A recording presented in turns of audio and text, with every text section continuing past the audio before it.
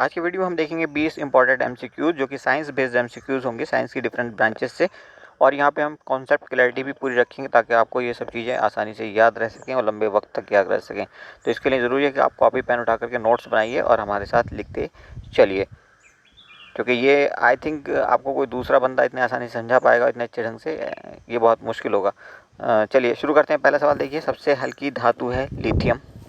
Lithium आपको पता है कि सबसे ज़्यादा रिएक्टिव मेटल्स में भी है, बट मोस्ट रिएक्टिव नहीं है। सबसे ज़्यादा रिएक्टिव होती है वो होती है सीजियम, ठीक है, बट ये सबसे हल्की मेटल ज़रूर है।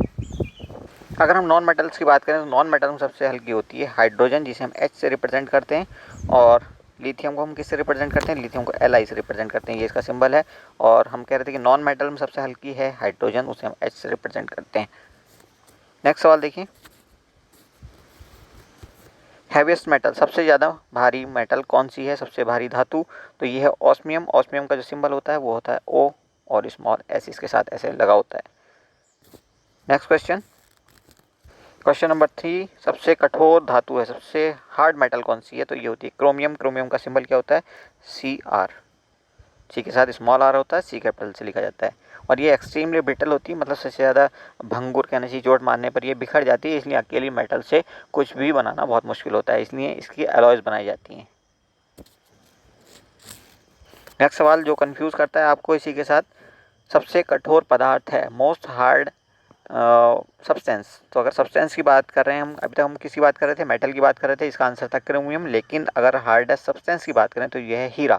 हीरा कार्बन का एक अपर रूप होता है। क्वेश्चन नंबर 5 देखिए, सबसे उत्तम कोयला है, तो सबसे उत्तम टाइप का कोयला होता है एंथ्रासाइट। इसमें जो कोयले की क्वांटिटी होती है वो तकरीबन 86 से लेकर के 92% तक होती है। इसके अलावा लिग्नाइट या पिट, ये अलग तरह के और कोयले होते हैं जिनमें कोयले की क्वांटिटी, शुद्ध कोयले की क्वांटिटी कंपेरेटिवली कम होती है। तो ये बहुत पूछा जाने वाला सवाल है, इसलिए हमने इसको इंक्लूड किया है। क्वेश्चन नंबर 6, जल का शुद्ध रूप क्या है? तो जल का शुद्ध रूप होता है वर्षा का जल। क्वेश्चन नंबर 7 बहुत इंपॉर्टेंट है, मार्स गैस कहलाता है, तो मार्स गैस कहलाती है मीथेन। मीथेन का फॉर्मूला कई बार पूछ लिया जाता है, ये होता है CH4, यानी कार्बन और हाइड्रोजन से बना हुआ एक सब्सटेंस होता है, ये एक मॉलिक्यूल होता है, या कह लीजिए कंपाउंड होता है। कहाँ पे मिलती है हमें मीथेन? अब ये सवाल भी पूछा जाता है कई बार। तो ये मिलती है हमें दलदल वाली पोजीशन में, कई बार दलदल जहाँ पे होता है वहाँ पे बुलबुले उठते हुए आपको दिखाई देंगे, तो वहाँ से अक्सर मीथेन निकलती है। इसमें से बहुत ही बुरी सी गैस आती है और ये हमें टॉयलेट्स से निकलती हुई देखी जाती है, हमारे टॉयलेट से। अगर हम इसके हार्मफुलनेस की बात करें तो ये बहुत हार्मफुल होती है, क्योंकि ये कौन सी गैस होती है? ये एक तरह की ग्रीन हाउस गैस होती है।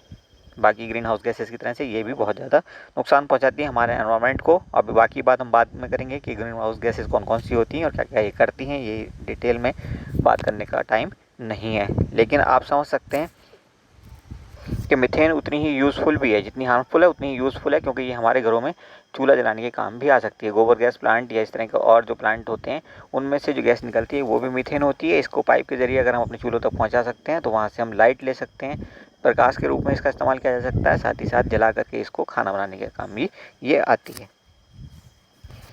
क्वेश्चन नंबर 8, नोबल गैस कहलाता है, तो नोबल गैस हीलियम या उसका परिवार की कोई भी गैस कहलाती है, जिनमें हीना, नीना एंड करीना की ज़ेरोक्स रानी, यानी कि हीलियम, और नीना मतलब नियॉन, करीना मतलब क्रिप्टॉन, और ऐसे ही बाकी गैसेस। तो हीलियम फैमिली की कोई भी गैस या हीलियम का ऑप्शन मिलता है आपको तो समझ लीजिए कि वो नोबल गैस है। नोबल गैस इसलिए ये कहलाती है क्योंकि आसानी से रिएक्ट नहीं करती, जब तक हम इनको बहुत ज़्यादा फोर्स नहीं करते ये रासायनिक अभिक्रिया नहीं करती हैं। क्वेश्चन नंबर 9, विद्युत धारा नापी जाती है, तो विद्युत धारा हम नापते हैं अमीटर से। ये एक यंत्र होता है जिससे हम विद्युत धारा नापते हैं, और इसे हम रिप्रेजेंट किससे करते हैं? इसे हम ए से रिप्रेजेंट करते हैं, और ये रिप्रेजेंट करता है एम्पियर को, यानी कि एम्पियर में हम नापते हैं लेकिन अमीटर की मदद से नापते हैं, और एम्पियर एक फंडामेंटल यूनिट है। क्वेश्चन नंबर 10, पारा का प्रमुख अयस्क है, तो पारा का प्रमुख अयस्क होता है सिनेबार। ये बहुत पूछा जाने वाला सवाल है, ऐसे ही बहुत सारे सवाल और आपको याद होंगे, जैसे कि आपसे पूछ लिया था कि बॉक्साइट का किसका अयस्क है, या हेमाटाइट का किसका अयस्क है, या लोहे का अयस्क क्या है, ऐसे करके सवाल घूम फिर करके आ जाता है। क्वेश्चन नंबर 11, टेलीविज़न का आविष्कार किसने किया था? तो ये आविष्कार किया था जेएल बेयर्ड ने, और जेएल बेयर्ड कौन थे? ये एक स्कॉटिश साइंटिस्ट थे। 1920 में इसका आविष्कार किया गया था। क्वेश्चन नंबर 12 देखिए, रडार का आविष्कार किसने किया था? तो टेलर एंड यंग को इसका क्रेडिट दिया जाता है। ट्रू रडार के नाम पे जब भी का सवाल आएगा तो समझ लीजिए टेलर एंड यंग है। इसके अलावा रडार की कई बार फुल फॉर्म पूछ ली जाती है, RADAR लिखते हैं उसको, RADAR, और इसकी फुल फॉर्म क्या होती है, रेडियो डिटेक्शन एंड रेंजिंग, ये उसकी फुल फॉर्म होती है। कई बार पूछ ली जाती है, इसलिए आपको बताना ज़रूरी था। सवाल नंबर 13, गुरुत्वाकर्षण की खोज किसने की थी? तो गुरुत्वाकर्षण की खोज की थी न्यूटन ने, और न्यूटन या आइजैक न्यूटन के नाम से आप इनको जानते हो, और कई क्रेडिट्स भी इनको जाते हैं, किसी तरह की खोजों के क्रेडिट। 17वीं शताब्दी के ये जाने माने साइंटिस्ट रहे हैं। क्वेश्चन नंबर 14 कहता है सिरका व अचार में कौन सा अम्ल होता है? तो ये होता है एसिटिक एसिड। फॉर्मूले की अगर हम बात करें तो एसिटिक एसिड का फॉर्मूला होता है CH3COOH। ठीक है, वीकेस्ट एसिड में से एक है, सबसे कमज़ोर एसिड्स में से। हालांकि ऑक्जेलिक एसिड को ऑर्गेनिक एसिड्स में सबसे ज़्यादा वीक एसिड माना जाता है। ऑक्जेलिक एसिड को आप नोट करके रख सकते हैं। बस साइट्रिक एसिड भी, सॉरी, एसिटिक एसिड भी उनमें से एक है, वीकेस्ट एसिड्स में से ही एक है ये भी। अगला सवाल बहुत ही इंपॉर्टेंट सवाल है, और इसमें एक और सवाल बताएंगे आपको जो इस सवाल से भी ज़्यादा इंपॉर्टेंट है। नींबू और नारंगी में कौन सा अम्ल होता है? तो ये होता है साइट्रिक एसिड। टेस्ट में ये खट्टा होता है, साइट्रिक एसिड। और सिट्रस फ्रूट्स में ये पाया जाता है। सिट्रस फैमिली जितनी भी है, नींबू है, संतरा है, माल्टा है, चकोतरा है, इन सब में ये पाया जाता है साइट्रिक एसिड।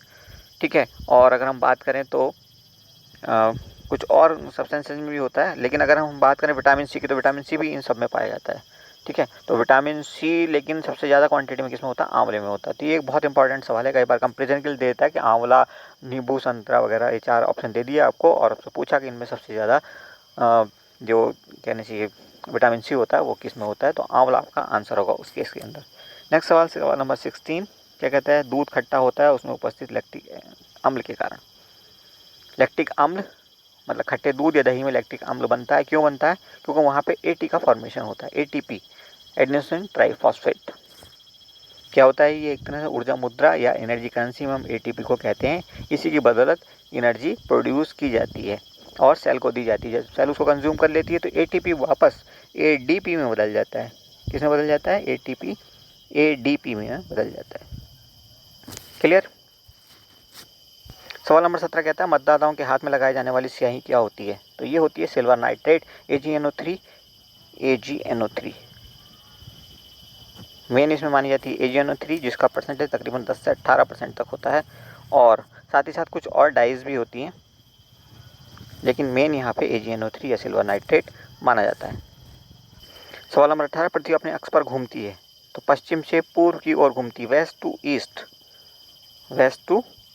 ईस्ट घूमती है, और अपने अक्ष पे घूमने के कारण पृथ्वी के क्या होता है? दिन और रात होते हैं। तो सवाल ये भी पूछा जाता है, रोटेशन और रिवोल्यूशन के कारण क्या होता है? मौसम होते हैं। नेक्स्ट सवाल, प्याज और लहसुन में गंध होता है तो पोटेशियम की उपस्थिति के कारण भी गंध होता है। इसके अलावा सल्फर के कुछ कहना चाहिए केमिकल्स होते हैं, सल्फर कंटेनिंग केमिकल्स, जिनकी बदौलत भी इसमें गंध आती है। नेक्स्ट क्वेश्चन नंबर 20, एक्स किरणों की खोज किसने की थी? तो रोंटगन ने की थी। एक्स किरणों की खोज कब की थी? 1895 में, 1895। तो कई बार ईयर भी पूछ लिया जाता है, इसलिए आपको बताना ज़रूरी था। तो ये 20 क्वेश्चंस थे जो कि बहुत इंपॉर्टेंट क्वेश्चंस आपके लिए साबित होंगे। अगर आप नॉन साइंस बैकग्राउंड के हैं तब तो आपके लिए बेहतरीन सवाल हैं ये। यहाँ पे हमने फुल कॉन्सेप्ट क्लैरिटी भी रखी है, तो आपके लिए बहुत ज़्यादा यूज़फुल हो जाएंगे। Thank you for watching. आगे भी हम इस तरह की एक सीरीज़ शुरू करेंगे, और आप इस पर बने रहिए। चैनल को सब्सक्राइब करके रखिए, ज़्यादा से ज़्यादा शेयर करिए, ताकि हम भी मोटिवेट होते रहें और बेस्ट से बेस्ट आपको कंटेंट्स और वीडियोज़ अवेलेबल कराते रहें। Thank you for watching once more.